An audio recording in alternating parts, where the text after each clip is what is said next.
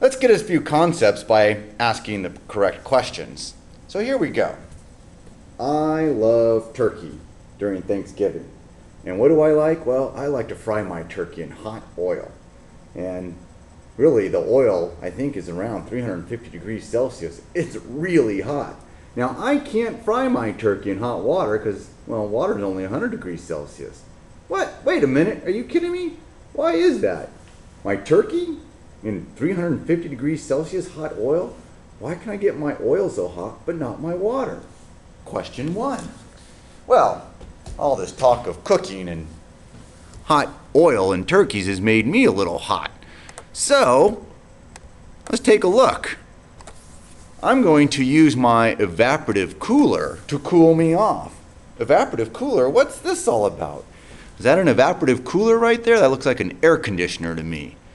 Evaporation and cooling. Something's going on here. Something is going on. Evaporation. Uh-oh. This article needs attention from an expert on the subject. We better become experts on the subject so we can help Wikipedia out. Read. Whoa, what's this? Intermolecular forces? What does this have to do with anything? The stronger the forces keeping the molecules together in the liquid state, the more energy one must get to escape. That's pretty interesting. I wonder if that might explain my hot oil thing there. Well, let's do another experiment, something that's more closer to home. All right, I've got some ethanol here. Ethanol. I'll pour a little bit out. Whoops, just a little bit. Okay, and I put some on my hand here. Woo, that's cold. That's really cold. Let's try some water. I got some distilled water. This will cool me down, huh? That's cold too. But you know something? It's not as cold. What type of experiment did I just do? Qualitative? You don't believe me? Let's do a quantitative experiment. Let's get some good numbers here. Luckily I'm right here in the lab and I've got things all set up. I've got water here and ethanol right here. Okay?